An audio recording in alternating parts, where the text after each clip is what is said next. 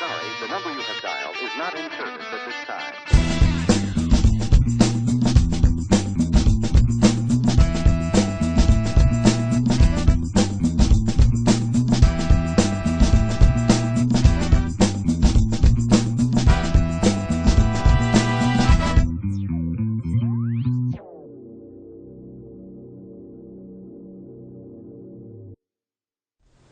Bonsoir à tous, bienvenue en direct sur GITV, votre émission du lundi soir à 20h30. Vous commencez à être habitués à ce rendez-vous bimensuel où l'on va parler d'implantologie, de dentisterie et de prothèses bien évidemment. Vous savez que si vous souhaitez participer à l'émission depuis chez vous, que vous voulez nous poser des questions, eh bien vous pouvez le faire grâce au chat. Pour cela, il suffit juste de vous connecter en tapant sur le bouton connexion, de rentrer votre pseudo et ensuite de taper sur à nouveau connexion. Et là, vous pourrez nous laisser des petits messages ou poser des questions. C'est ce qui rend l'émission interactive. Et je dis tout de suite bonsoir à des habitués, à Jack, à Slamani, à Arnaud, à Elfie, à Zit. Voilà, bonsoir à tous. J'en ai vu quelques-uns à l'ADF, c'était bien sympa sur le stand Génération Implant. Ça permet de mettre des visages sur des pseudos. Et je vous embrasse tous, très heureux et encore merci pour votre fidélité. Vous savez que si vous ne pouvez pas nous voir en direct, eh bien vous pouvez nous voir en différé et pour cela, il vous suffit de prendre un abonnement premium qui vous donne accès pendant 1 an à l'ensemble du contenu de Génération Implant, à la fois le e-learning mais aussi l'ensemble des émissions de GITV en rediffusion et ça vous permet de nous voir à n'importe quel moment du jour et de la nuit. Et sachez que jusqu'au 1er décembre, vous avez une offre de prix, tout simplement, l'offre ADF, 280 € au lieu de 350. Au sommaire ce soir de l'émission, eh bien un focus théorique comme chaque lundi soir. Ce soir, il est assuré par le docteur Grégory Elfenbein et le sujet va être traité sur l'homéopathie et les applications de l'homéopathie dans la dentisterie et plus spécifiquement en implantologie. Ensuite, en dernière partie de soirée, vous aurez rendez-vous avec le docteur Guillemant et un cas clinique fort intéressant de chirurgie mucogingivale et on finira comme tous les soirs par les news de Génération Implant avec au programme quelques formations Génération Implant à venir et puis les prochaines émissions. Voilà, je vous ai présenté donc le sommaire de cette soirée et sans plus attendre, on va attaquer donc ce focus théorique avec Grégory. Grégory, bonsoir. Bonsoir Antoine, bonsoir à tous. Merci de nous faire l'amitié de venir depuis ta région toulonnaise. Ouais. Ça fait vraiment plaisir de te recevoir. Alors Grégory, tu es diplômé de la fac de Marseille, mais tu es aussi diplômé Génération Implant puisque tu as fait partie de la toute première promotion niçoise. Et oui. Et je crois que tu poses toujours des implants. Et oui, comme quoi ça a servi à quelque chose. Hein. Ouais, très bonne formation alors. Hein. Et puis surtout, tu es diplômé de l'Institut homéopathique de Provence et tu es président de l'ANFOS, l'Association nationale pour l'homéopathie odontostomatologique. Et tu as organisé d'ailleurs le congrès de l'ANFOS au mois de septembre. Tout à fait. Qui s'est tenu sur l'île de Bendor. Sur l'île de Bendor, avec quand même un vrai succès puisqu'il y a eu plus de 100 participants. Ouais, c'est ça. D'accord. Donc vous voyez que l'homéopathie intéresse, une association assez active et on pourra vous donner les coordonnées de celle-ci si vous souhaitez demander des infos ou participer à des cycles de formation. Eh bien, écoute Grégory, pour donner à tout le monde l'envie, et je suis sûr que vous avez des questions, si comme moi par exemple vous prescrivez de l'arnica avant et après vos chirurgies sans très bien savoir comment ça fonctionne, eh bien vous allez, je suis sûr, apprendre énormément de choses ce soir. Et n'hésitez pas à nous poser des questions, je pourrais me permettre d'interrompre Grégory pendant sa présentation. Grégory, à toi de jouer. Merci Antoine. Un grand merci donc de m'accueillir ce soir. Ça me fait plaisir de revenir ici où donc j'ai été formé il y a quelques années déjà.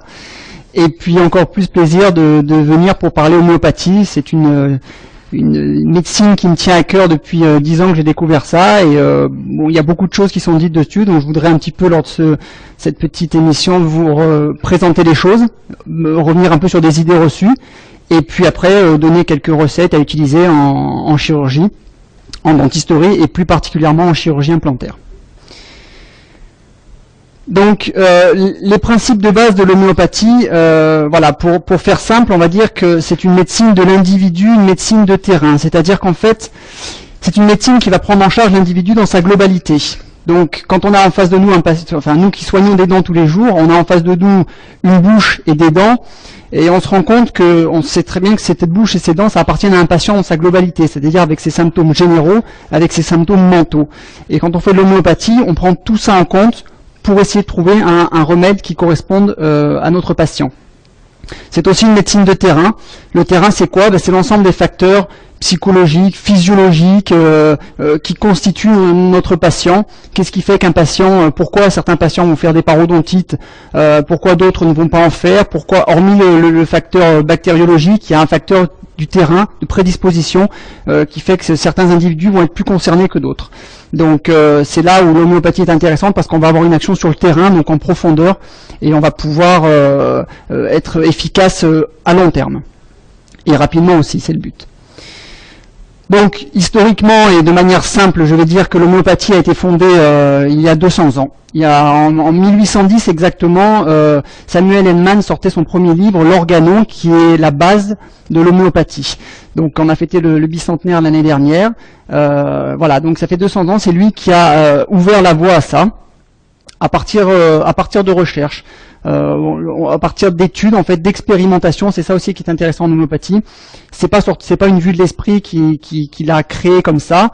Il a fait beaucoup d'expérimentation. Il avait 20 ans de recul derrière, et à partir de là, il a sorti son livre. Il en a écrit d'autres par la suite. Et après, les choses ont évolué.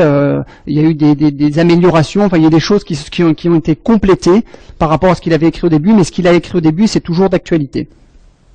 Alors, quels sont on va dire, pour ce que je voudrais, voilà, c'est vraiment que vous expliquer les principes de base pour que on sache un petit peu ce que c'est l'homéopathie. Comme disait Antoine tout à l'heure, on prescrit des fois sans vraiment savoir comment ça fonctionne. Donc les principes de base, le premier principe important, c'est la loi des semblables. Le principe de similitude, en latin similia similibus curentur, ça veut dire que les semblables soient soignés par les semblables. En fait, Hahnemann s'est rendu compte que s'est rendu compte exactement, voilà, qu'une substance qui à dose normale va être toxique pour l'homme, et ben cette même substance va déclencher des troubles précis chez un individu en bonne santé. Et donc après dilution, en fait, ça devient un remède qui va pouvoir traiter ces mêmes troubles. Je vais vous expliquer ça de manière simple avec des exemples, vous allez comprendre. Un exemple, le café. Le café, si on le prend à dose classique avant de se coucher, on n'arrive pas à dormir, ça donne une insomnie. Et en fait, Coffea, qui est le remède obtenu à partir du café, va traiter les insomnies. C'est-à-dire que quand l'expérimentation a été faite avec ce remède Coffea, on s'est rendu compte que ce remède Coffea dilué de manière homéopathique allait traiter les symptômes qui étaient obtenus par le café à dose plus importante. Un autre exemple, vous coupez un oignon chez vous, qu'est-ce qui se passe? Vous pleurez, vous avez le nez qui coule. Donc, rhinite, larmoiement. Et bien, Allium cepa, qui est le remède obtenu à partir de l'oignon, on va voir comment, tout à l'heure on parlera comment on obtient les remèdes, et bien en fait ce remède-là va traiter les larmoiements et les écoulements nasales. Donc en fait, voilà, ce que l'oignon va entraîner de manière à dose importante ou pondérale, le même remède en homéopathie va traiter ces symptômes-là. Un autre exemple, l'arsenic. Un empoisonnement à l'arsenic, qu'est-ce qui se passe? Vomissement, diarrhée importante. Eh bien, Arsenicum album, qui est un remède obtenu à partir de l'arsenic, va permettre de traiter des vomissements, des diarrhées, et plein d'autres choses après que l'on pourra voir dans les remèdes, mais c'est un remède qui va traiter ce type de problème-là. Et enfin, un autre exemple, la belladone, qui est un poison parasympatholytique, qui va entraîner une sécheresse buccale, la dysphagie et de la soif. Et bien en fait, belladonna, remède homéopathique obtenu à partir de la belladone, c'est un grand remède de fièvre, des fièvres où les patients ont la bouche sèche, ont très soif et des douleurs dans la gorge. Donc voilà, on retrouve ce principe sur ces quelques exemples. Le deuxième principe important en homéopathie, comme je vous ai dit, c'est ça part de l'expérimentation. C'est pas une vue de l'esprit, quelqu'un a pondu quelque chose comme ça. C'est vraiment important ce principe de pathogénésie, c'est-à-dire qu'en fait tous les remèdes vont être testés en double aveugle. On va tester toutes les substances avant d'être un remède. On va tester une substance. Donc je reprends par exemple l'oignon Allium cepa. comment on a su que ça allait traiter les larmoiements ou les rhinites? C'est-à-dire qu'on l'a donné à des personnes saines et on a noté les symptômes qui apparaissaient. Donc, on a fait, par exemple, on fait un exemple, on donne le traitement sur 100 personnes. On va obtenir des symptômes. Sur 100 personnes, il y en a 80 qui vont dire « Ah ben moi j'ai eu le nez qui coule et j'ai eu des larmoiements importants ». Donc on va dire que ce symptôme-là ressort à un degré fort. Donc ça va être un symptôme qui va être retrouvé fréquemment chez ces patients-là qui vont être traités avec ce remède-là. Chez ces 100 personnes à qui on aura donné ce remède-là, pardon, chez qui on aura testé cette substance-là, il y en a 40 qui vont dire moi j'ai eu mal au ventre ou j'ai eu des migraines. À ce moment-là, ce symptôme-là, maux de ventre, migraine, on va le noter à un degré moyen. Et puis il y en a sur 100, il y en a peut-être une dizaine qui vont dire moi ça m'a fait tousser, j'ai eu un écoulement sanguinolent au niveau de la bouche, enfin différents symptômes. Ça à ce moment-là, ce sera au degré faible. Donc à partir de là, on va obtenir une classification, si vous voulez, de symptômes sur un même remède. Donc par exemple, je reste sur Allium cepa ou l'oignon, on va dire au degré fort, il va traiter ça, donc on va le retrouver fréquemment. Au degré moyen, il va traiter ça, et au degré faible, il va traiter d'autres symptômes. À partir de là, on va obtenir donc une matière médicale. Une matière médicale, c'est quoi? C'est comme un annuaire de remèdes. Donc vous avez vos remèdes qui vont ressortir avec tous les symptômes dont on vient de parler. Donc Arsenicum album, par exemple, dont on a parlé tout à l'heure, vous allez le retrouver avec tous les symptômes qui vont engendrer. Donc on va retrouver les symptômes forts, où on va le retrouver fréquemment. Donc par exemple la diarrhée, le vomissement, et puis après on va retrouver des symptômes moins importants. Donc la matière médicale, c'est le résultat de ce que je viens de vous expliquer, la pathogénésie. C'est aussi le résultat de symptômes observés lors des intoxications ou des empoisonnements. Par exemple, pour l'arsenic, des fois on va pas pouvoir tester toutes les dilutions. On va se servir de quelqu'un qui est empoisonné à l'arsenic pour voir quels sont ses signes cliniques, pour pouvoir les retrouver après. Et des constatations et de l'observation clinique de médecins homéopathes après qui ressortent des résultats qu'ils ont obtenus. Donc vous voyez quelques noms de matières médicales célèbres, le Voisin, Latou, Beuric, Poirier, Vanier, Auguerre-Montpré, sont des matières médicales qui ont été écrites entre le 19e et puis il y a 10-15 ans pour les dernières, quoi. Et la deuxième chose que l'on va retrouver en homéopathie, donc après ces matières médicales qui sont un petit peu, je dirais, les bibles indispensables quand on fait de l'homéopathie, c'est le répertoire. Parce que la matière médicale, c'est bien, vous l'avez vu, c'est un annuaire. Mais si votre patient il vient et qui vous dit j'ai une gingivite et puis en même temps je pleure beaucoup et puis j'ai mal à la tête, donc on prend des symptômes dans sa globalité, dans leur globalité, ça va être très, très difficile de trouver un remède.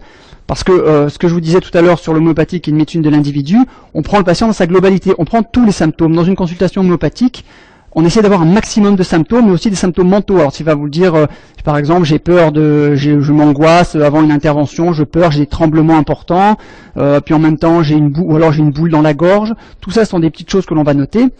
Mais si votre patient vous donne ça et que vous avez juste votre matière médicale, c'est très difficile de retrouver le remède. Donc, on va se servir de répertoire. Le répertoire, c'est quoi? C'est l'inverse d'une matière médicale dont on a vu que l'annuaire qu'on a vu tout à l'heure. C'est-à-dire qu'en fait, là, on va avoir un classement par symptômes. Donc on va rentrer tous les symptômes que nous donne le patient, et chaque symptôme va être bien découpé en fonction de son degré d'apparition. Et à partir de ces symptômes-là, on va avoir une grille et on va retrouver un remède. Donc si vous voulez, on part des symptômes cliniques et on aboutit à un remède. Donc Keynes, Synthesis ou Radar, ce sont des... Alors Keynes, c'est un grand homéopathe du 19e siècle qui a fait le premier répertoire. C'est le premier à avoir fait cette classification qui, quand on fait de la clinique, aide énormément parce que sinon il faut connaître sa matière médicale par cœur et ce sont des bouquins énormes, donc c'est très compliqué. Là, ça permet d'être beaucoup plus simple. Synthesis, c'est un répertoire qui a été fait il y a une vingtaine d'années, qui est déjà en français et puis qui est un peu plus simple. Et aujourd'hui, ce qui se fait de mieux, ce qui est quand même plus simple, enfin pour notre génération, je dirais, c'est le Radar. C'est un logiciel informatique. Et en fait, tout se fait par informatique, donc ça permet de rentrer les symptômes. Et après, on a une grille avec, c'est l'avantage, ça va être plus rapide.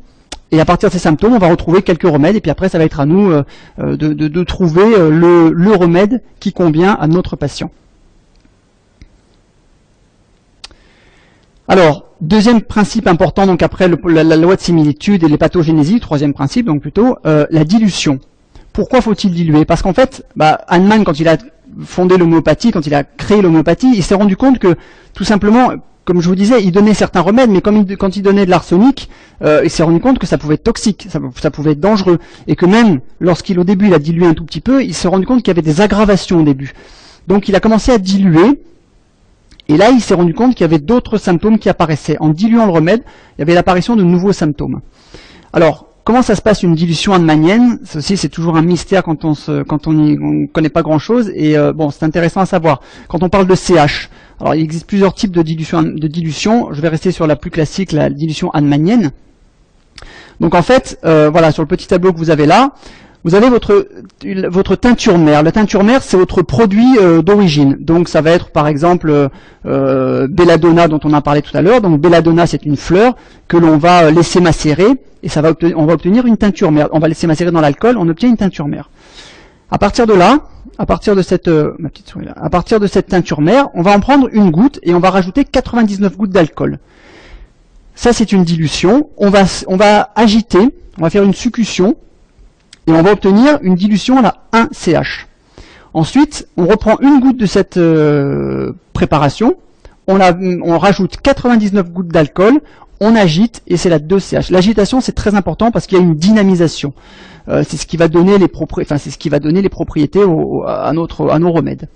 Donc on obtient une 2CH, ensuite derrière, et ben on continue, dilution, une goutte, 99 gouttes, on agite, 3CH, 4, 5, 6, 7, 8, 9, et on peut monter jusqu'à 30 CH.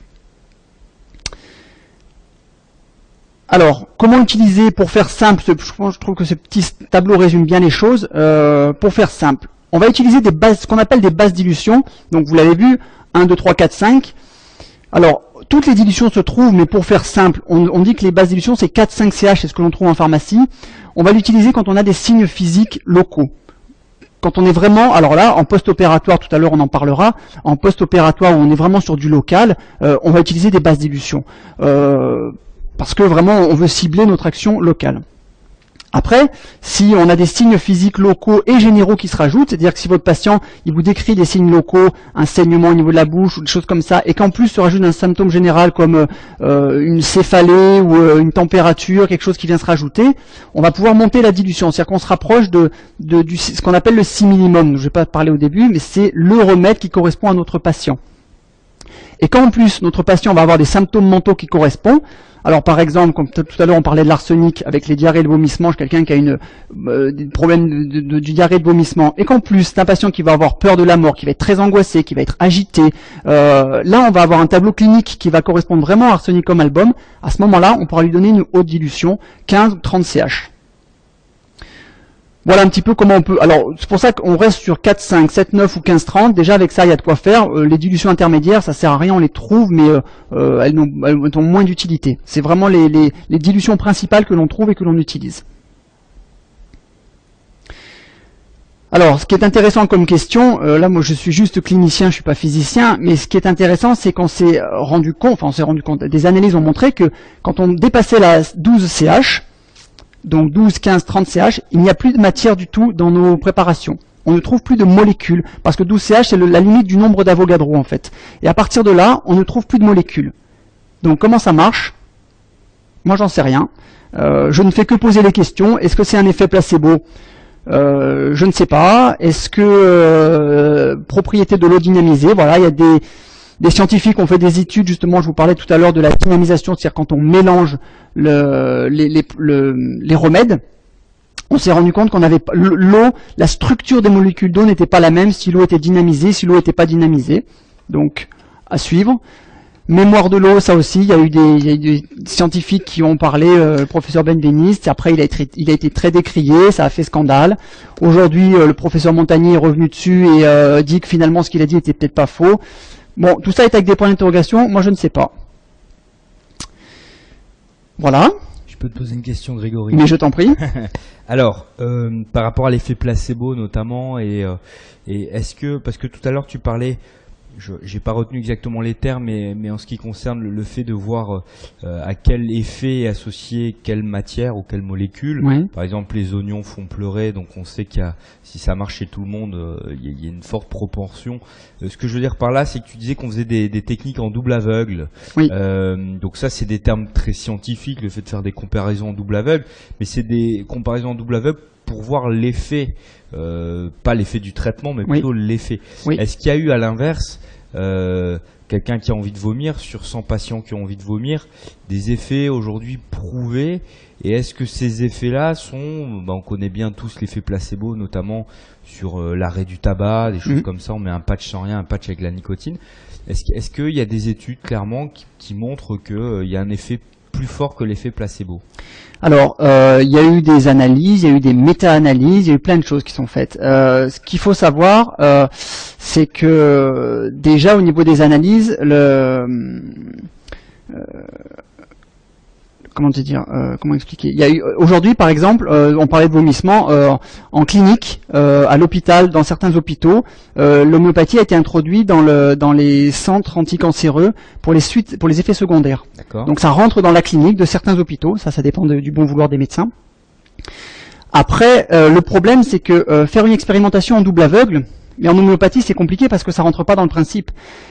Ce que j'ai expliqué tout à l'heure, c'est qu'un remède va correspondre à un patient.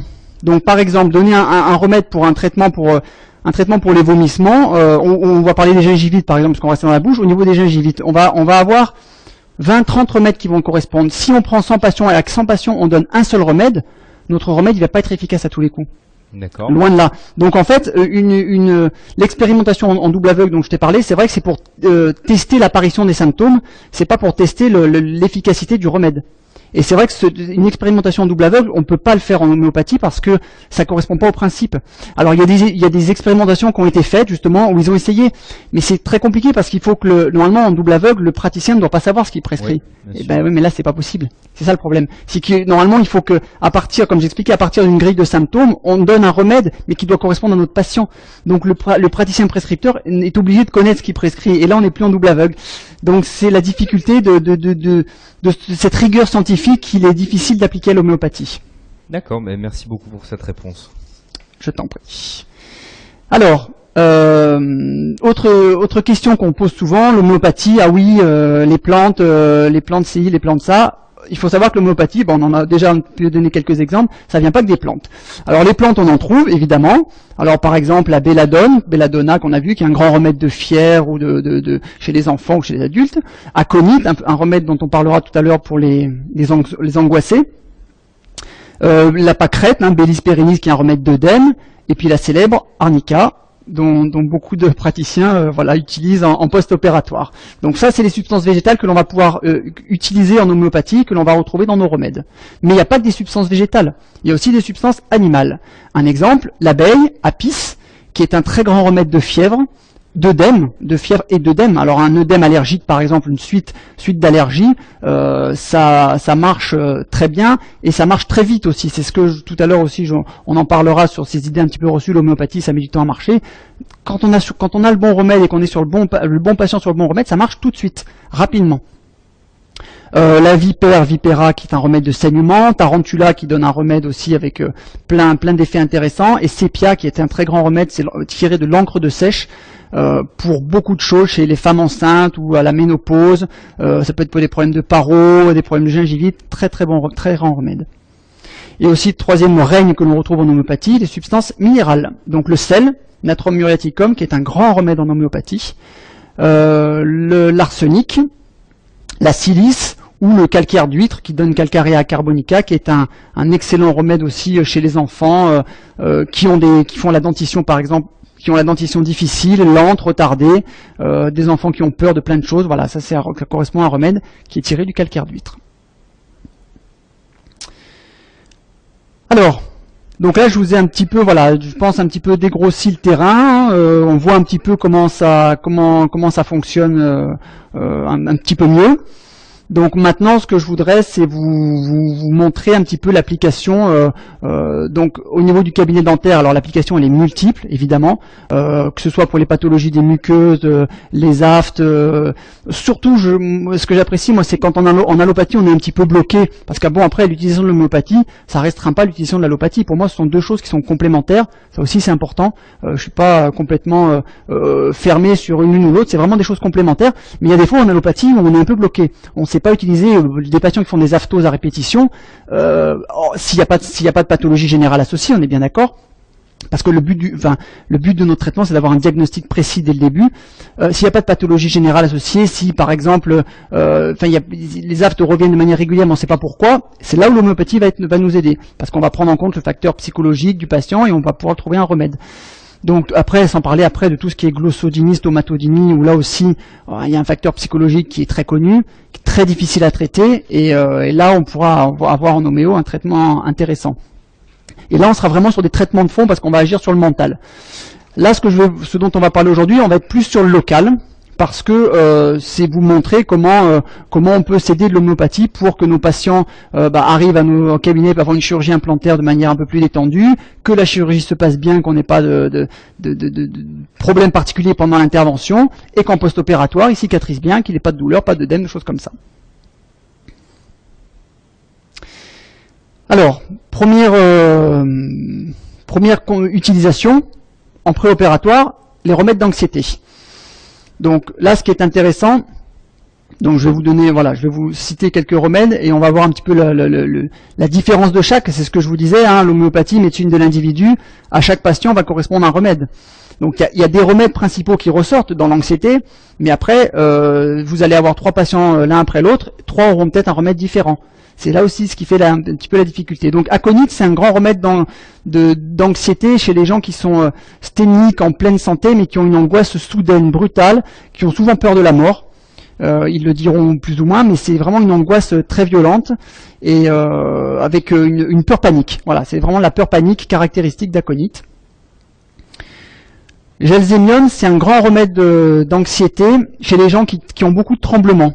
Donc une angoisse avec des tremblements, des gens qui sont un petit peu plus, au contraire de tout à l'heure, ils sont beaucoup plus asthéniques et beaucoup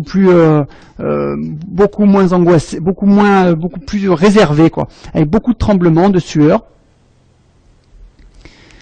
Ignatia, c'est un grand remède aussi d'angoisse. Ignatia, c'est les gens qui vont vous dire qu'ils ont une boule dans la gorge, une boule dans l'estomac, ils ont un nœud, ça les empêche de, ils ont les mains moites, ils ont cette angoisse-là. C'est un grand remède aussi qui s'utilise ensuite de traumatisme, de choc émotionnel, de deuil, de choses comme ça.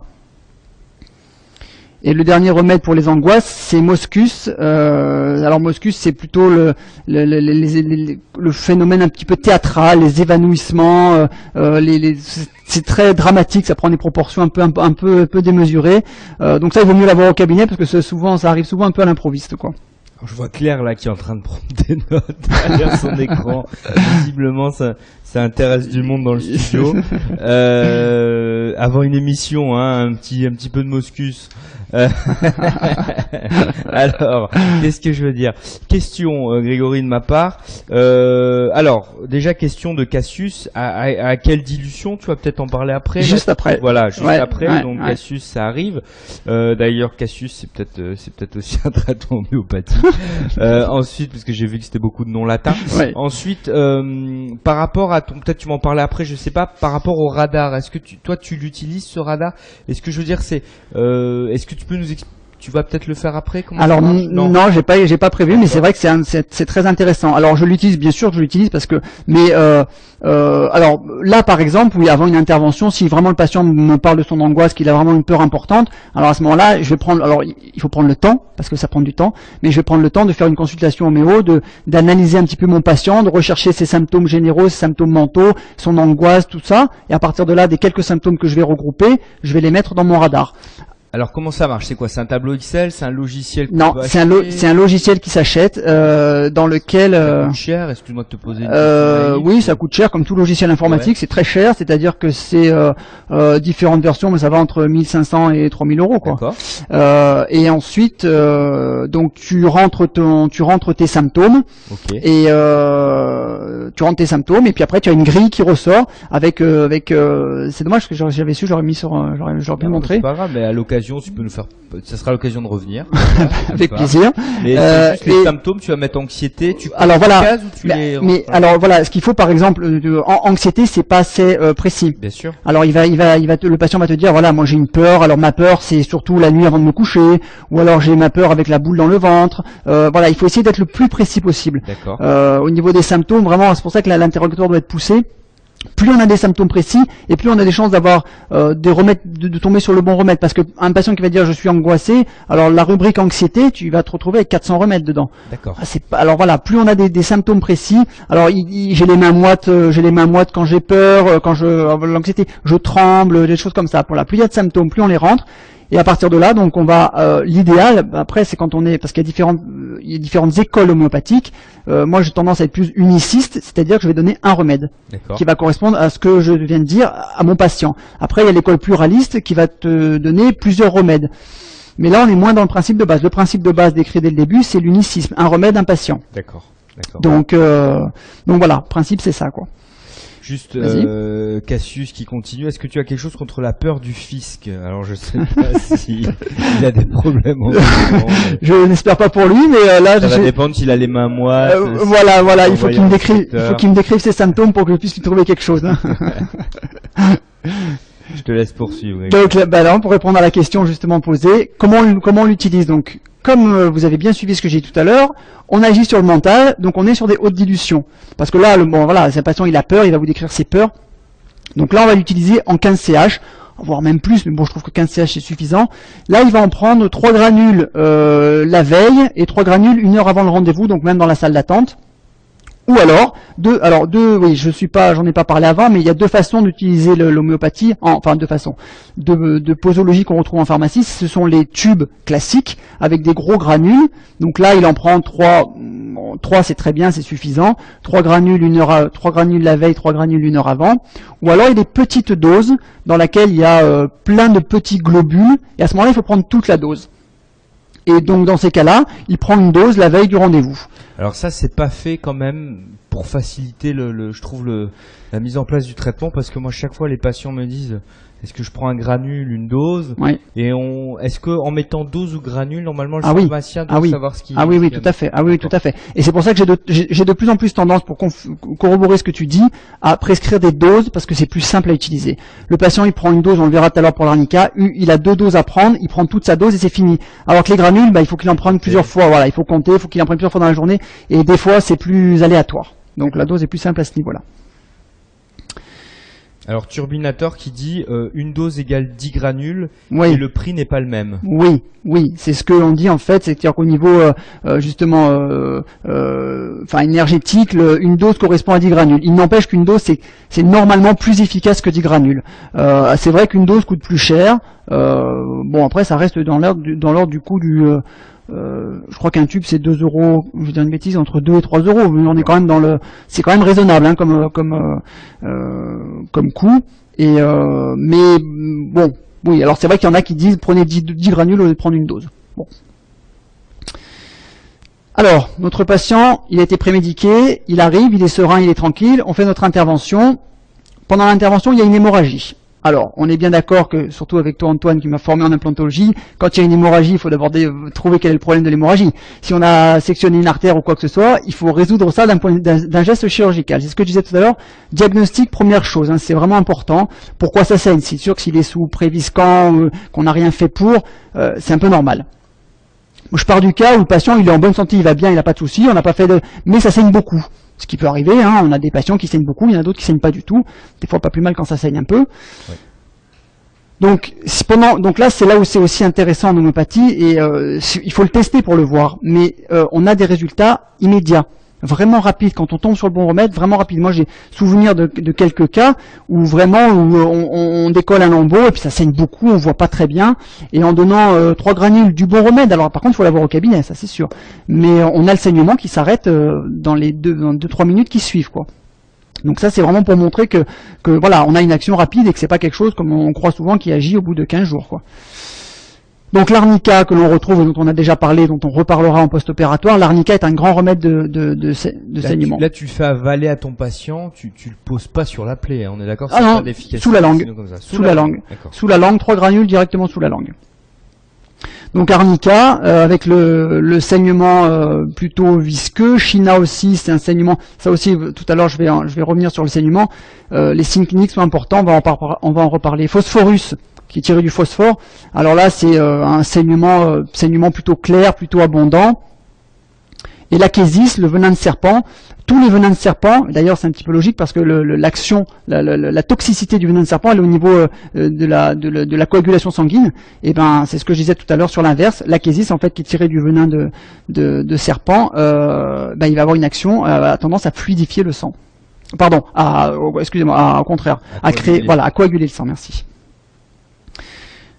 Donc voilà, quand on regarde le répertoire justement dont on parlait tout à l'heure, les différentes symptômes qui existent, en homéopathie, il y en a des tonnes et des cents, des fois un peu farfelus, mais ce qui est intéressant, c'est que ça nous apprend aussi à poser un diagnostic et à observer les choses cliniquement, parce que des fois on a tendance un petit peu à oublier, et on se rend compte que par exemple, suivant le type d'hémorragie que l'on va avoir, c'est-à-dire que si on va avoir une hémorragie de sang rouge, vif. Alors après, dans le répertoire, on parle de sang vif, brillant. Des fois, c'est difficile à retrouver, mais une chose est claire, quand le sang est rouge, vif, arnica, milfolium, trillium pendulum, aconite, phosphorus, IPK, voilà, c'est des remèdes qui vont correspondre à ça. Et par contre, on a des patients qui ont un sang épais, noir, foncé, plus visqueux. Là, à ce moment-là, Amamélis, l'achésis, China, tous les remèdes de serpent dont on parlait, Vipera, Crotalus, Naja, tout ça sont des remèdes qui vont plus correspondre à ce type d'hémorragie. Donc après, voilà, le but c'est d'avoir au cabinet une petite trousse, je dirais, basique, où on en prend 2-3 arnica, aconite, phosphorus, l'achésis, China, arsenicum, et là on a de quoi faire le tour. Alors, 2-3 remarques. Jack qui nous dit, je lui passe le bonjour, il y a aussi un effet de surface. Alors je sais pas ce que ça veut dire, est-ce que toi tu... C'était quand on parlait tout à l'heure entre la dose et les granules, 10 doses, une granule, une dose, 10 granules. Bah oui, parce qu'il y avait un effet de surface. Oui, parce que les granules, il y a beaucoup plus de surface de contact en fait, parce que c'est plein de petits granules, donc on a une surface. Et c'est vrai que je ne suis pas rentré dans les détails, mais les études sur les effets Kirelian qui ont été montrées, c'est-à-dire le rayonnement énergétique qui est obtenu à partir d'une dose ou d'un globule, au niveau des globules d'une dose complète avec tous ces millions, enfin ces millions, il n'y a pas les millions, mais ces centaines de petits globules, il est plus important. Donc c'est pour ça que je préfère les doses, parce qu'on a une action des fois qui est plus rapide et plus importante. Autre question, en pleine chirurgie, là, quand ça saigne, tu vas donner une dose comme ça. Bien évidemment que les granules sont pas stériles, hein, on est d'accord, mais enfin ils sont propres. Ouais. Et bon, la bouche du patient n'est pas non plus stérile, mais c'était une remarque de Turbinator. Avec un surnom comme ça, je vais arrêter de lire cette question. Cassius qui dit attention, la chirurgie démarre, anticiper le saignement avec China 7CH. Qu'en penses-tu? Alors, avant la chirurgie, de manière un petit peu systématique. Alors toujours pareil. Toujours China. Alors, ça te paraît trop systématique? Exactement. Premièrement, ça me paraît trop systématique. Et deuxièmement, j'avais tendance à prescrire avant l'intervention. Mais comme on disait, un saignement, des fois, c'est pas négatif, c'est pas mauvais un petit saignement. Enfin, un petit saignement. Et de donner avant des choses pour limiter le saignement, on se retrouve des fois avec des longs, et puis ça saigne pas beaucoup. Et là, c'est moins bon. Donc non, moi je le fais pas systématiquement. Moi, je me permets juste de dire quand même par rapport à vos remarques que quand ça saigne beaucoup aussi, et je ne donne rien, ça s'arrête aussi de saigner parce que bien souvent, il s'agit d'une hémorragie liée au fait qu'on coupe souvent quand on fait une incision de décharge. Une petite hypertension du patient stressé, notamment par notre adrénaline qui est contenue dans l'anesthésique et puis l'intervention, il se calme au bout de 2-3 minutes. Et parfois, il y a aussi un arrêt, bien évidemment, du saignement sans avoir rien donné. Tout à fait. Voilà, tout à fait. Je me permets cette petite remarque. Et enfin, Turbinator qui pose une dernière question. Tu testes avec l'ohmètre, je ne comprends pas ce que ça veut dire, tes remèdes ou tu choisis comme ça? Non, je ne teste pas mes remèdes, je les choisis en fonction de la clinique et de mon patient. Et l'ohmètre, c'est quoi? L'ohmètre, c'est... Comme ça, comme ohm, tu vois ce que c'est, non? Non, je sais que certains praticiens testent avec différentes choses, des tests énergétiques ou kinésio, des choses comme ça. Moi, je le fais pas. D'accord, très bien. Bon, ça doit être un petit peu le principe. Donc la posologie pour notre hémorragie, donc vous l'avez, comme je vous l'ai déjà dit, je le répète, on est sur des symptômes locaux uniquement, donc là on est vraiment en aigu, on va utiliser la 5CH, et régulièrement, enfin il n'y a pas de souci, ça peut être pris souvent, il n'y a pas de souci. Si vraiment après le patient il correspond bien à un remède précis, et qu'on a des signes psychiques associés, et ben là on va donner des choses un peu plus, on va augmenter la dose, 7, 9, voire 15, mais bon ça c'est des choses qu'il faut avoir au cabinet, donc généralement en 5 ou en 9 CH, vous avez de quoi faire largement, quoi. Alors, l'intervention se termine. En post-opératoire, qu'est-ce qu'on va pouvoir donner à nos patients pour les suites, pour éviter les œdèmes? Alors, premier remède, grand remède, toujours le même que l'on retrouve, l'arnica. Donc l'arnica, c'est un grand remède de bleu, de cou. Bon, ceux qui ont des enfants, classiquement, ils ont une pommade à l'arnica ou ils ont des granules d'arnica parce que ça marche aussi au travers de la peau. Enfin, je veux dire, oui, en pommade, voilà. Oui, parce que oui, pas tout à fait. Tout à fait. Parce que l'action, voilà, tout à fait. L'action, de toute façon, d'un remède homéopathique, elle est par les granules, c'est par la circulation sanguine. Après, on peut avoir une action locale. Donc, nous, au niveau de la bouche, bah, c'est vite vu, ce sont les granules. Mais c'est donc un grand remède de bleu, de traumatisme, de bleu, d'hématome, d'œdème. De toute façon, c'est souvent ça qui fait croire en l'homéopathie. Enfin, moi, je trouve ça incroyable. C'est les gamins qui ont des bosses énormes. Ah ouais. On leur met de l'arnica, ça part très très vite. Hein. C'est vraiment impressionnant. Oui. Ah oui, tout à fait, tout à fait. Alors, l'édème palustre, c'est un grand remède aussi d'œdème qui sont l'œdème qui est vraiment localisé au point d'aiguille, où le patient a une douleur localisée au point où on a piqué. C'est vraiment très particulier et c'est un remède intéressant à ce niveau-là. Et Bellis pérennis, la petite pâquerette, ça aussi c'est un remède, alors on va dire que c'est un remède de deuxième intention, quand arnica n'a pas marché, ce qui peut arriver des fois, votre patient vous donne arnica, et il revient, il est tout bleu, il a un œdème important, à ce moment-là il faut penser à Bellis pérennis, on a plutôt une peau marbrée, un peu bleutée et froide.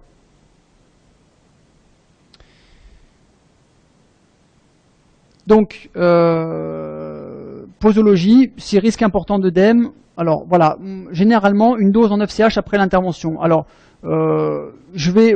aujourd'hui j'ai un petit peu, je dirais que en fait je fais une dose en 9 CH, je la donne juste avant l'intervention dans la salle d'attente. Comme ça je me dis j'ai mon action qui est pour après, qui est faite. Et après je lui donne une dose en 12 CH le lendemain de l'intervention, ou alors si je fais l'intervention le matin, je lui donne le soir avant de se coucher. Donc en 2 doses, en 9 et en 12, il est couvert au niveau, je dirais, œdème. Si on a des risques moins, 3 granules en 5 CH plusieurs fois par jour. Donc voilà, c'est ce que je disais tout à l'heure. Maintenant, j'ai plus tendance à donner des doses parce qu'après, il y a d'autres choses qui vont se rajouter. Ou alors, vous faites faire des préparations aussi par le pharmacien qui mélange. Il peut mélanger de l'arnica, ce que vous lui demandez, l'arnica, d'autres remèdes que l'on va voir. Il met tout dans un seul tube. Et au moins, pour le patient, c'est plus simple. Un pot belge, quoi. Pardon. Alors, remèdes de cicatrisation. Donc ça, ce sont des remèdes aussi qu'on va donner de manière un peu plus longue pour faciliter la cicatrisation. Alors Symphytum, c'est un remède très intéressant. Donc, chaque fois je vous mets la petite photo à côté, ça correspond à la plante ou à l'animal ou au minéral auquel il est tiré. Symphytum, c'est un grand remède pour les cicatrisations osseuses. Donc en implantologie, ça nous concerne directement. C'est un grand remède, par exemple, quand quelqu'un se fracture un os et que cet os se cicatrise pas bien, que le cal ne se fait pas bien. C'est un grand remède pour justement faciliter la cicatrisation. Donc moi, Symphytum en implanto, je l'utilise par exemple systématiquement, toujours en basse dilution, parce que ça correspond pas, tout ne correspond pas à notre patient, mais là on est vraiment sur du local, et donc ça va se donner en 4 ou 5 CH, voilà, pour faciliter la cicatrisation osseuse, quoi. Et les douleurs périostées. Hypericum, c'est un grand remède de douleurs nerveuses par contre. Donc ça, c'est plus le patient qui a une douleur avec une irradiation qui suit le trajet du nerf. Bon, il est évident qu'il vaut mieux avoir évité d'être passé à travers le nerf. Des petites compressions nerveuses Par exemple. Moi, c'est ce que je donne. Hein, ça peut arriver quand on fait des chirurgies un peu lourdes, voilà. qu'on comprime le mentonnier. L'assistante, c'est souvent l'assistante, c'est rarement le dentiste. C'est systématique. Voilà. Ça. Et donc on donne Hypericum. J'ai l'impression que ça marche bien aussi. Mais... Ouais, c'est vraiment typique des douleurs nerveuses qui suivent le trajet du nerf. Tu vas le donner en quoi? Pareil, local, Pareil, 5 CH, ouais, 5 7 pareil, CH. tout à fait. Tout à fait. Staphysagria. Alors Staphysagria, c'est un grand remède de cicatrisation de plaies franches. Lorsqu'on a une incision franche. Donc en fait, chaque fois que j'incise avec un bistouri, je vais utiliser Staphysagria pour la cicatrisation muqueuse, pour avoir une cicatrisation propre. C'est un grand remède par exemple de cicatrices kéloïdes. Les gens qui cicatrisent pas bien, on va leur donner ça pour aider à la cicatrisation. Alors après, si le patient vous raconte que dans son histoire, il a déjà plusieurs fois eu des interventions, que à chaque fois il cicatrise mal. Si en plus il vous dit qu'il a tendance à garder sa colère, à refouler tout en lui, Staphysagria, ça correspond vraiment à ça. Ces gens un petit peu renfermés qui gardent leur colère, qui n'extériorisent pas. Et si en plus il vous dit qu'il cicatrise pas bien, on pourra se dire tiens, ça correspond bien à mon remède. Après, moi je l'utilise donc presque systématiquement en basse dilution chez tout le monde pour faciliter la cicatrisation. Et Calendula, c'est une petite fleur. Alors Calendula, c'est un remède intéressant que j'utilise en fait beaucoup. Et là, alors une chose dont je vous ai pas parlé, j'en profite avec Calendula, c'est que je l'utilise en teinture mère, c'est-à-dire en bain de bouche. Il y a 2 produits que j'utilise en bain de bouche. J'ai pas mis le deuxième, mais j'aurais pu. C'est Echinacea et Calendula. Donc la teinture mère, vous vous souvenez, on l'a vu au début dans les dilutions, c'est le tout premier, c'est le concentré de produit. Donc c'est très concentré. Donc en fait, le patient, il met un coup de pompe, c'est-à-dire 50 gouttes. Il mélange les deux. Donc Calendula, c'est vraiment pour la cicatrisation des muqueuses. D'ailleurs, c'est aussi pareil, ceux qui ont des enfants, Calendula, c'est des pommades. Il y a beaucoup de pommades au Calendula pour les plaies, pour les érythèmes, les choses comme ça. Et on mélange avec Echinacea. Echinacea, il a un côté antiseptique très intéressant. Et donc en fait, il mélange les deux, il dilue et il se rince la bouche avec. Ça, c'est très efficace. Et en plus aujourd'hui... Vas-y. J'allais dire aujourd'hui dans les bains de bouche, ça fait partie des rares choses qui sont encore remboursées, plus que presque les bains de bouche classiques, donc c'est pas mal. Une teinture mère, c'est dans de l'alcool à 70? Oui. Donc ça va pas, il faut qu'il le dilue dans l'eau après? Oui, tout à fait, il dilue dans l'eau. Alors par contre, la contre-indication, il faut faire attention aux patients qui ont des problèmes avec l'alcool ou des réactions, des choses comme ça, parce que c'est alcoolisé en effet. Et il dilue quoi, 1/10 après, parce qu'il a teinture mère? Alors 50 gouttes de chaque. Ouais. Donc 50 gouttes, je te dis, ça fait un coup de pompe. Il met les deux, ça fait 100 gouttes et il rajoute un fond de verre. Il n'y a pas de mesure précise, hein, juste un fond de verre. Et il fait ça 2 fois par jour. Voilà, c'est ce que je viens de vous dire. Donc tout ce qui est Staphysagria, tout ça, je le donne en 5 CH, donc plusieurs fois par jour. Alors plusieurs fois par jour aussi, ce qui est important, je le précise, c'est la durée. Il ne faut pas donner ça pendant 15 jours. Ça sert à rien. Surtout qu'après, on va créer, à l'inverse, on va créer des pathogénésies. C'est-à-dire, alors encore en 5CH, on est en basse dilution. Mais suivant les dilutions qu'on utilise, alors c'est vrai pour n'importe quel remède homéopathique. Comme je vous ai dit, quand vous tombez sur le bon remède, par exemple, pour quoi que ce soit, ça doit agir assez rapidement. Si au bout d'une semaine, moi, de toute façon, quel que soit le traitement, la chose que je traite, si au bout de 3-4 jours, j'ai pas d'amélioration, je dis au patient, c'est pas bon. Je suis pas sur le bon remède, alors vous arrêtez, vous passez à autre chose, mais ça sert à rien de faire un traitement pendant des semaines. Et là, pareil, en post-opératoire, je prescris ça pendant 3-4 jours maintenant. Ça sert à rien de faire ça pendant... Bon, alors si après, il a un œdème important qui revient me voir, on va changer le traitement, mais ça sert à rien de prescrire ça pendant 15 jours, quoi. Ce non-remède que tu utilises, c'est vraiment un vocabulaire très précis de l'homéopathie, c'est quelque chose qui date de longtemps. Tu dis souvent c'est un bon remède. Non, c'est pas une expression qu'on reprend souvent les homéopathes. Le mot remède? Oui. Non, pas spécifiquement. Non, pas spécifiquement. D'accord, c'était pour savoir. Non. Donc voilà, on donne ça 3-4 jours derrière notre intervention et ça doit, voilà, on doit avoir des résultats, quoi. Voilà, on a fait un petit peu le tour de tout ce que j'avais à vous dire. Donc là, vous avez une bibliographie de quelques livres, donc une matière médicale de Guermont-Pré que vous trouvez encore aujourd'hui en librairie, qui permet d'avoir une notion sur quelques remèdes. Homéopathie et pathologie bucco-dentaire. Alors il y a très peu de livres sur l'homéopathie dentaire. Très peu de livres qui existent encore malheureusement, parce que les bons livres, même le cahier de médecine homéopathique que j'ai mis en dernier, on le trouve plus, ou le livre de Jean Meurice, qui était très bien fait, on le trouve plus. Alors celui du milieu, il se trouve encore, mais bon, c'est pas évident. Alors les livres, ça aide, mais ça fait pas tout, hein, c'est évident.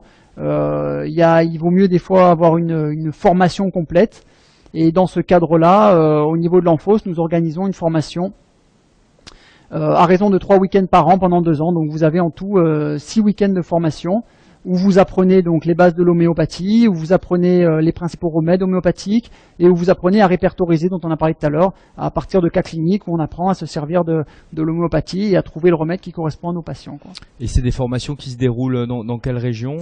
Actuellement, ça se fait sur Dijon.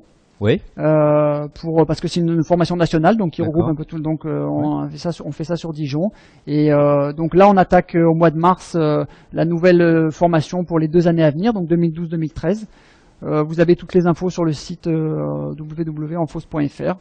Et donc sur les cycles, le programme, ça va être comme tu disais, les symptômes, exactement. Premier week-end, on fait ce que je viens de vous faire, mais en 2 jours bien plus approfondis, avec quelques remèdes dont on parle et puis quelques applications. On va faire les hémorragies, des choses comme ça. Après, en juin, on a un week-end pareil de 2 jours où là, on rajoute une journée de cas cliniques, donc 3 jours de formation, que du cas clinique, où on va apprendre justement à commencer à répertoriser. Et puis après en octobre, et on suit. Et puis le but c'est qu'à la fin les praticiens soient assez indépendants pour pouvoir utiliser l'homéopathie. Enfin dès la fin du premier séminaire, on peut déjà, comme avec ce que je viens de vous dire là, on a quelques recettes pour pouvoir essayer de s'en servir au cabinet. Bon, super Grégory. Avant de te quitter, écoute, on va juste une dernière question de Cassius. Donc Hubert, formation en homéopathie pour les dentistes, je pense qu'on a répondu. Enfos.fr, allez sur le site, vous avez toutes les infos. Si vous avez d'autres questions, vous nous balancez un petit mail, info@génération implant, et on fera suivre à Grégory bien évidemment. Cassius qui nous pose une dernière question. Quid des typologies fluoriques carboniques du patient? Est-ce que ça intervient aussi? Oui, bien sûr que ça intervient. Donc là, sur le cadre de l'émission, j'ai pas pu développer, mais il est évident que chez un patient, ce dont il parle, les constitutions, ça fait partie du terrain de notre patient. Ce que je disais tout à l'heure, le terrain, c'est pourquoi notre patient, alors le petit gros ou le grand maigre, ils vont réagir différemment à plein de choses, et c'est la constitution plutôt fluorique, il va développer certaines pathologies et pas d'autres. Donc ça fait partie du terrain de notre patient que l'on va traiter en profondeur, quoi. Donc vous voyez que si vous voulez vraiment bien utiliser cette science et cette médecine, il va falloir vous former comme à chaque fois. C'est toujours pareil, ouais, c'est vrai. Bon, bravo Grégory et merci pour cette belle présentation. Vraiment, je trouvais ça très très intéressant. On sent quand même que il y a du savoir clinique en tous les cas derrière tout ça, que c'est pas quelque chose comme des antibiotiques qu'on va donner bing bam, c'est beaucoup plus subtil que ça. Ouais. Et c'est vrai que c'est intéressant parce que ça nous renvoie un peu sur des bases cliniques qu'on a un peu tendance à oublier. Et puis je trouve que ce qui est intéressant, ne serait-ce que ça aussi, c'est qu'à mon avis, pour donner ce type de traitement et que ça soit efficace, il faut comme toujours écouter son patient, écouter les symptômes et voir à qui on a affaire. Et ça, de toute façon, c'est la réussite de toute pratique médicale. C'est ça la difficulté et le plaisir de l'homéopathie, c'est qu'au début on a envie un peu d'utiliser des recettes, mais on se rend compte que il faut vraiment approfondir les choses et on apprend à écouter son patient, on apprend à bien cerner son patient. Mais après, quand on arrive à un résultat sur un cas clinique, on donne une dose et que le patient est guéri sur des choses qui traînent depuis des années, c'est vraiment une satisfaction et la satisfaction elle est là. Et la satisfaction elle est dans le retour des patients, hein, parce que c'est eux qui sont demandeurs. Il y a beaucoup de patients, je pense que chacun dans son cabinet doit le voir, qui demandent, qui ne veulent plus, ils ont envie d'un traitement homéopathique, mais bon, c'est souvent la demande vient des patients. On a des praticiens qui se forment parce qu'ils ont des patients qui leur demandent et eux après ils ont envie d'en savoir plus, quoi. Et puis c'est souvent des patientèles où il y a un gros bouche à oreille parce que c'est des gens qui ont un peu une approche différente de la médecine et ça va souvent avec de la couronne tout zircone, pas de métal, parfois aussi, hein, c'est vrai, ce type d'approche.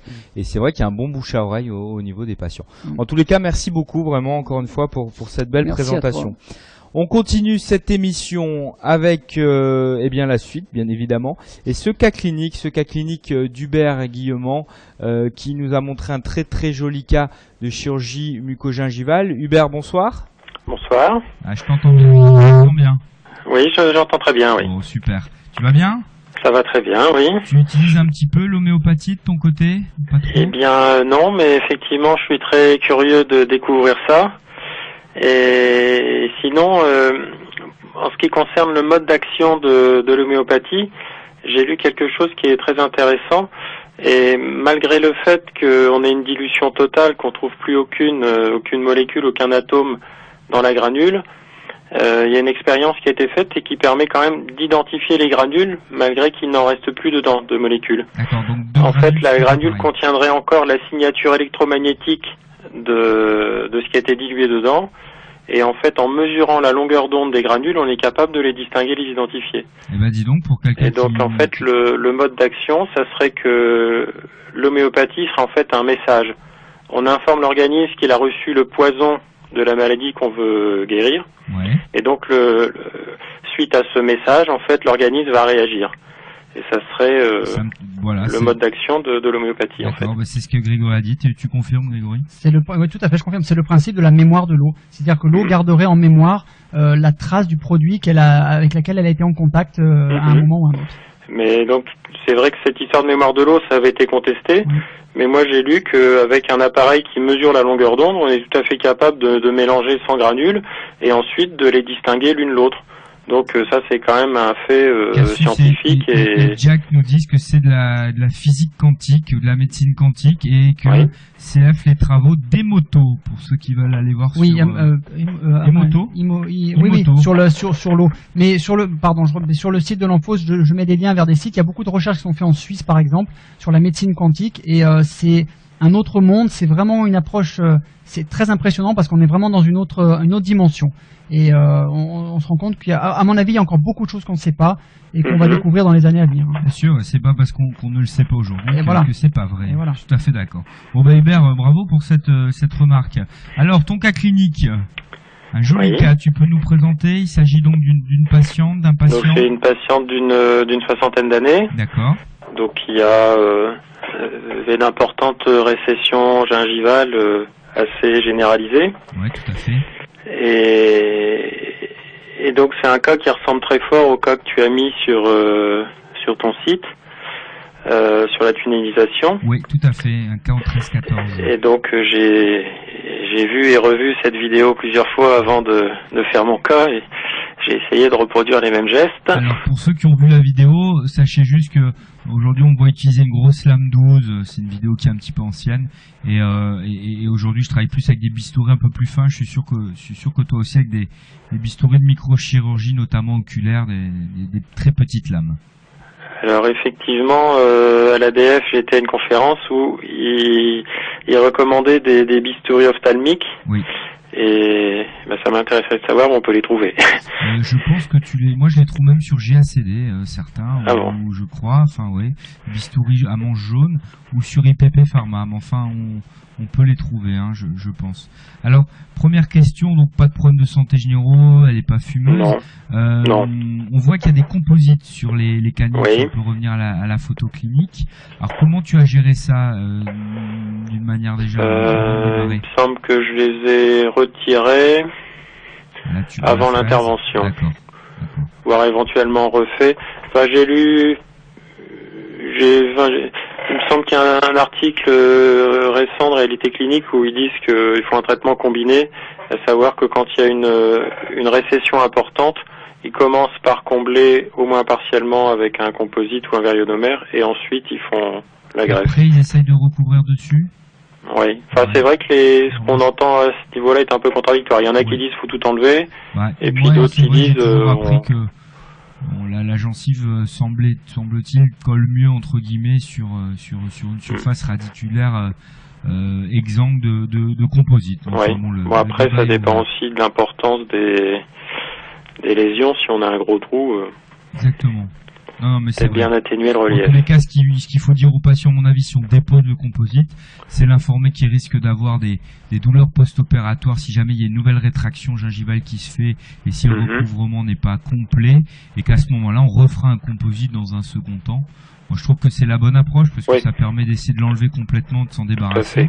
Puis si ça fonctionne pas, on en refait un qui est plus petit parce qu'on aura recouvert un petit peu la récession. Alors, quelle technique tu as utilisée? Donc la technique, ça consiste à inciser au niveau du sulcus en semi-épaisseur pour essayer de rejoindre la muqueuse libre, donc de traverser la gencive attachée, et donc de faire un tunnel entre le collet de la dent et la muqueuse libre, et ensuite de faire se rejoindre les tunnels d'une dent sur l'autre sans sectionner les papilles.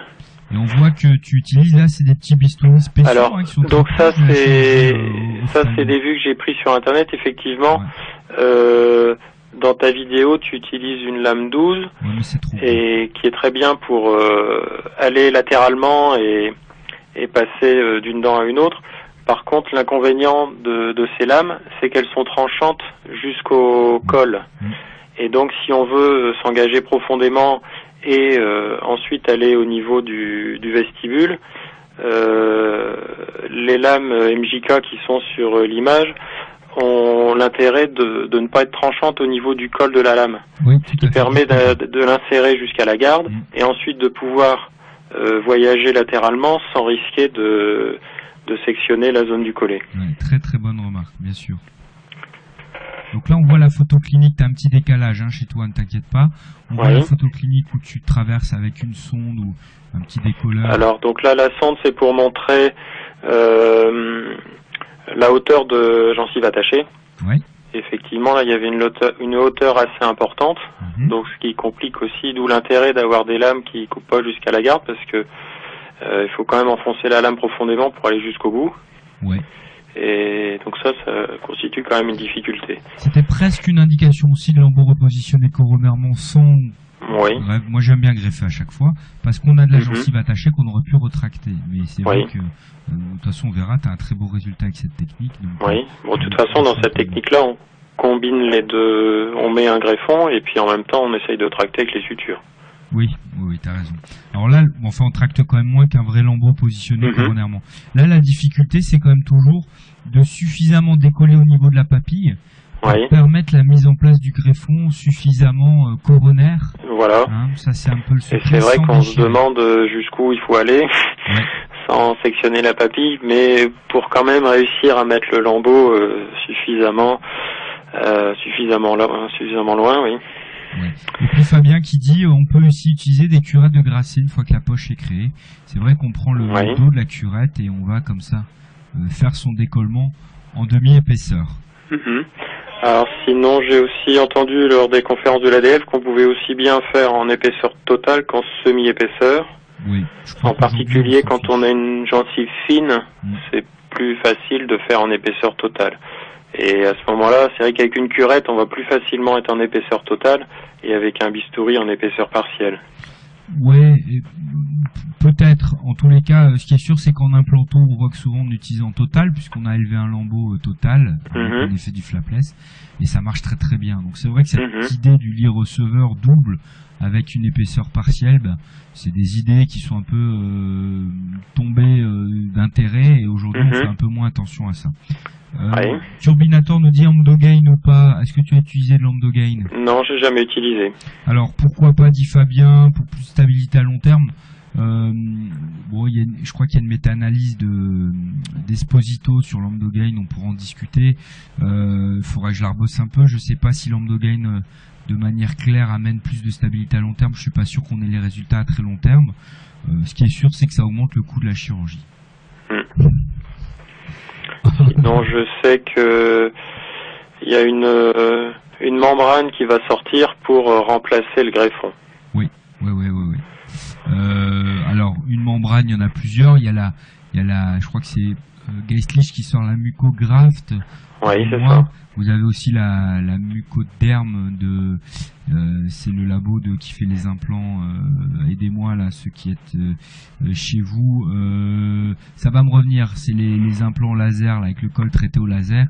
En tout, Biohorizon. Voilà, vous pouvez trouver je crois que c'est la mucoderme qui est du derme d'origine humaine et qu'on peut utiliser. La mucograft de chez Geistlich, si je me trompe pas de nom. Je crois qu'elle est toujours d'origine bovine et qu'elle commence à être utilisée. Voilà. L'intérêt, c'est d'éviter le prélèvement. Voilà, prélèvement qu'on voit. Donc tu as fait quelle technique de prélèvement? Alors j'ai fait une désépithélialisation à la fraise. Oui. Et là, la difficulté que j'avais, c'était de distinguer, de savoir si j'avais bien enlevé l'épithélium ou pas. Et sur la photo, Au niveau de la partie distale, j'ai désépithélialisé et sur la partie mésiale, non. Et c'est vrai que la différence visuellement est pas forcément facile à voir. Alors ça saigne un peu plus normalement quand on a des épithélialisés. Mais c'est vrai qu'on se demande toujours si on a bien tout enlevé ou pas. Ouais. Et puis surtout si on n'enlève pas tout, ça peut faire, ça m'est arrivé, hein, une poche, une marsupialisation. En fait, il y avait un double lambeau avec en dessous deux poches. En fait, vous avez 2 sulcus au niveau de la dent. Et ça, c'est vrai que c'est pas confortable et qu'il faut aller le retraiter en réavivant les bords de la plaie pour que ces 2 poches se collent. C'est pas très agréable. Et c'est bien l'alloderme, comme dit Fabien, et non pas la mucoderme. Donc, en protection du site, qu'est-ce que tu as mis? Donc là, j'avais préparé une gouttière thermoformée souple. D'accord. Et j'ai mis, c'est une membrane de spongel, il me semble, quelque chose comme ça. Ça fonctionne bien. Pas de point de suture, hein, vu que la gouttière fonctionne bien. Hein, y a pas de problème. Et puis de toute façon, comme j'ai des épithélialisés, je pouvais pas suturer. Et sinon après, par rapport aux différentes techniques de prélèvement, là, je crois que ça a quand même été assez douloureux après. Oui. Je me suis dit, la prochaine fois, j'essaierai peut-être de garder un lambeau pour recouvrir. Peut-être qu'il y aura moins de suite. Ouais. Ça, on en a déjà parlé. C'est vrai que la plaque, c'est ce qui est de le mieux. Parfois, tu as des très belles suites avec des greffons épithélo-conjonctifs. Parfois, tu as moins de douleur avec des techniques de Bruno, des techniques de la trappe. Ce qui est quand même aussi douloureux dans ces techniques, on prend que du conjonctif quand on fait une technique de Bruno par exemple. Le problème c'est que s'il y a une nécrose du volet de protection, la répithélialisation est presque encore plus lente parce qu'il faut d'abord qu'il y ait la nécrose qui s'en aille et après la répithélialisation. Au moins dans cette technique là, tu sais qu'à 10 jours post-op, tu as ta répithélialisation. Oh là là, c'est dur.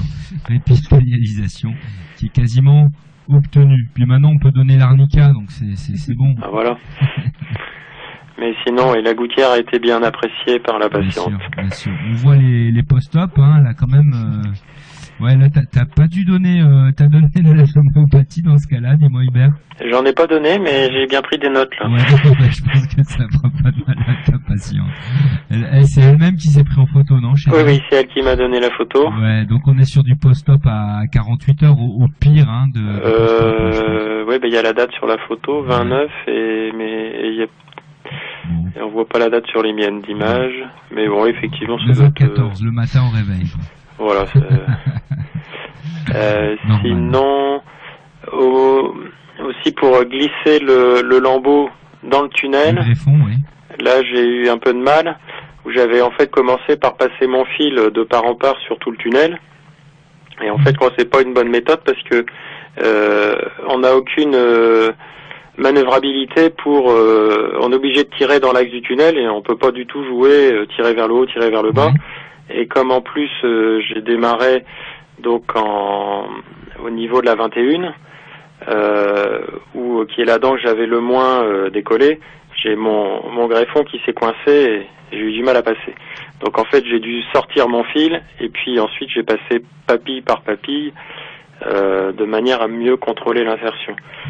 Et je croyais que la prochaine fois, je commencerai plutôt au milieu du tunnel, où il y a le plus de laxité, et puis je ferai partir la partie mésiale du lambeau en mésiale, la partie distale en distale, mais en allant de proche en proche, je crois que ça doit être un peu plus sûr. Pas toujours évident. Ce qu'il faut surtout, je crois, c'est faire un bon lit receveur et souvent, ce qui peut se passer, c'est que comme on fait son enveloppe en épaisseur partielle, on peut être sur des plans différents aussi. C'est-à-dire qu'on peut arriver. Là, c'était pas ça, mais c'était parce que et puis c'est surtout que la 21 n'était pas censée être recouverte, donc je l'avais pas beaucoup dégagée. Et donc j'ai voulu rentrer par là, mais c'était pas forcément la bonne idée, parce que c'est pas là que j'avais ouvert le plus. Alors il y a Fabien qui demande quelle technique de suture as-tu utilisé? Donc la suture c'est comme fil. Ouais, c'est du Vicryl, non ça c'est du monofilament. Monofilament, d'accord. Donc il y a l'avantage d'être bien costaud, ce qui est quand même du tir un peu fort sur le lambeau. Et t'as mis des petites points de composite au niveau des points de contact pour essayer de tracter ton lambeau, non? Non, alors en fait j'ai suturé autour du collet des dents en palatin, en faisant un point matelassier en croix. C'est vrai qu'après j'ai vu qu'il y en a qui mettaient un point de colle, un point de flot au niveau des points de contact et qui faisaient des sutures suspendues, ce qui doit permettre de tirer plus facilement vers le bas. Oui. De la technique que tu as faite, je trouve, c'est que des fois le fil passe dans le cingulum de la dent, pas dans le cingulum, dans le collet de la dent, et ça a tendance un peu à faire des marques et à faire l'effet inverse de ce qu'on attend, parce que plus on tire, plus le fil rentre et pousse le lambeau en fait. Donc c'est vrai que par contre l'inconvénient des sutures suspendues, c'est que le patient, bon de toute façon il n'est pas là pour sourire, mais au niveau esthétique, là c'est redoutable. Parce il vaut mieux du fil blanc que du fil noir. C'est clair, c'est clair. Du 4-0, du 5-0, ça a l'air d'être du 5.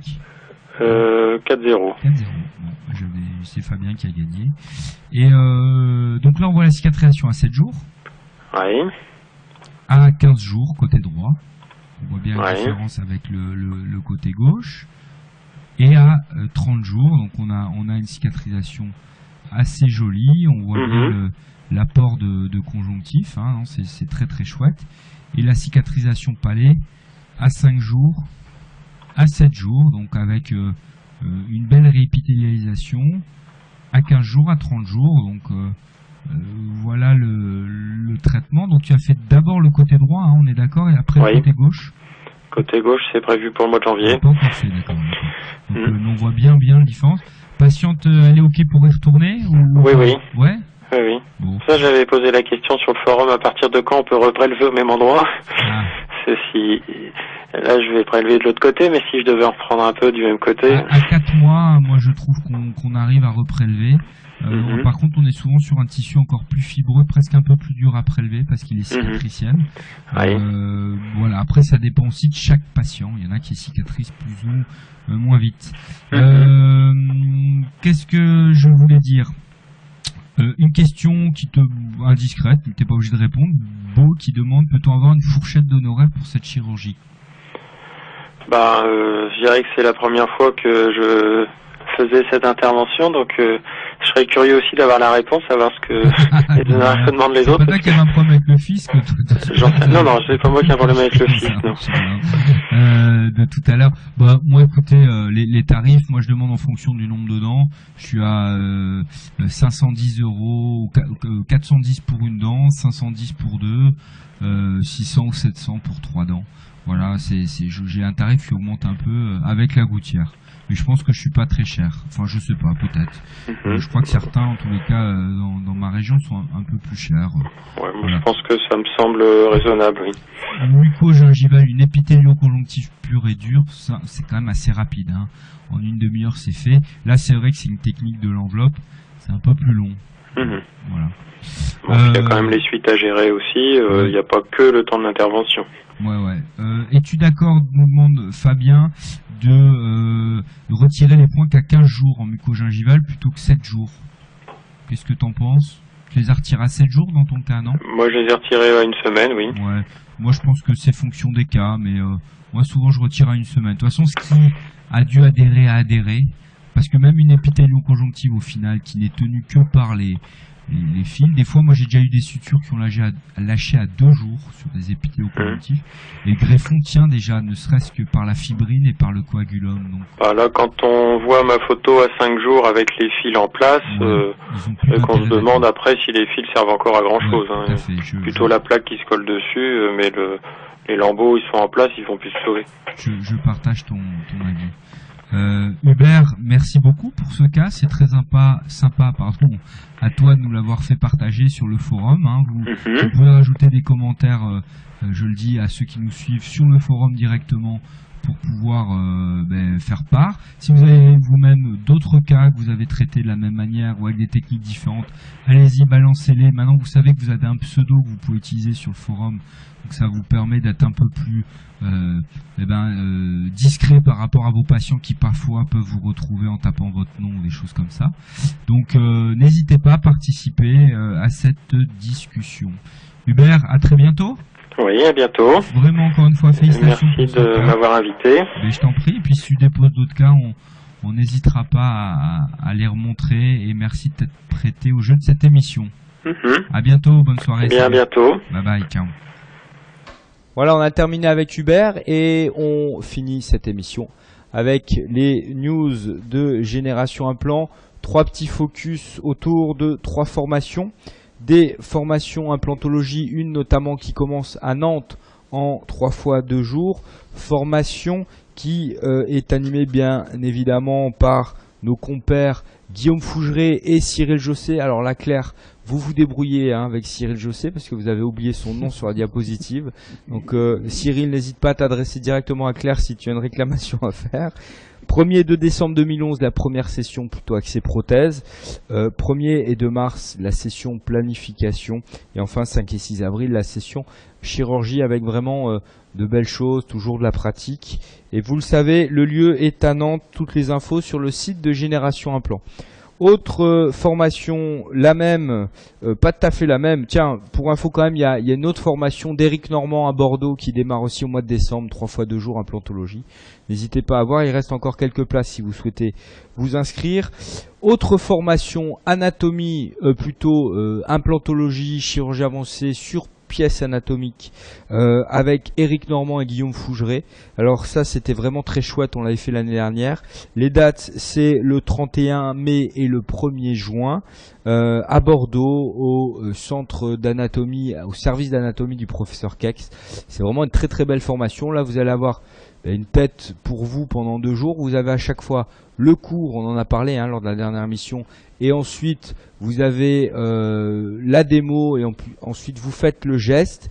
Et avec Guillaume, on s'était mis d'accord pour faire les choses un petit peu à l'envers, c'est-à-dire qu'on vous demande d'abord de faire le geste, et ensuite on va disséquer tout autour, on va démonter un petit peu la pièce pour voir les risques anatomiques à l'issue de vos gestes. Alors c'est super intéressant de voir le risque au niveau lingual du nerf lingual, de voir l'artère au niveau du foramen palatin postérieur. Enfin voilà, il y a vraiment que des choses très très intéressantes, le sinus.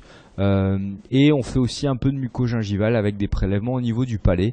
Donc n'hésitez pas à vous inscrire, il y a déjà des gens qui sont inscrits et c'est des formations qui se remplissent assez vite. L'année dernière, on avait dû refuser du monde. Et enfin, dernière chose, toujours des formations sur l'acide hyaluronique. Moi ça y est, je m'y suis mis.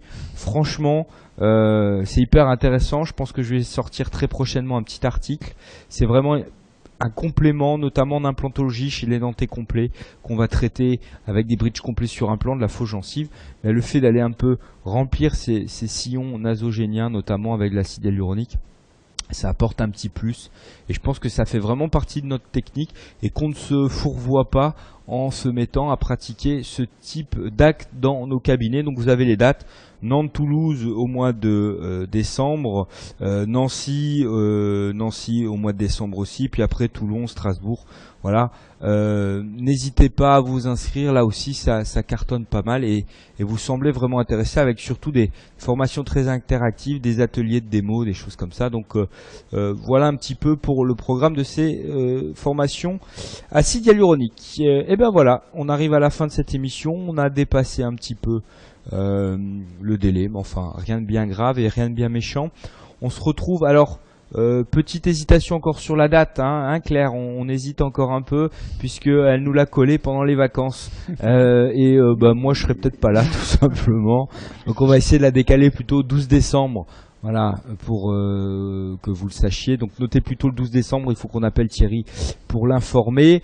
12 décembre, donc Thierry que vous connaissez bien, il participe régulièrement à ces émissions GITV, on le remercie. Et là franchement, je pense qu'il a eu encore une fois un sujet intéressant, c'est la passivité des armatures, notamment avec le système de soudure laser horizontale qu'a développé Astratech et un système qu'on appelle Cresco tout simplement. Donc 19 décembre à 20h30 sans doute. Le 12 décembre. Et l'année prochaine, on vous réserve quelques surprises pour le programme 2012. Puis je reprendrai un peu la parole lors des émissions 2012, parce que j'ai quelques sujets, thèmes qui m'intéressent. Et puis je vous le promets aussi, je vous le dis à chaque émission, je vais me remettre très très sérieusement à diffuser des vidéos chirurgicales. J'en ai 150, 200 qui sont déjà prémontées par Claire et que l'on va diffuser. Allez, ce sera mes bonnes résolutions de 2012. Je vous fais un gros bisou les amis, je vous remercie pour votre participation, vraiment, et puis encore merci à toi Grégory, parce que c'était vraiment hyper intéressant comme à chaque fois. Rendez-vous donc le 12 sans doute pour une prochaine émission. Allez, les petits clous, à très bientôt. Bye bye, ciao ciao.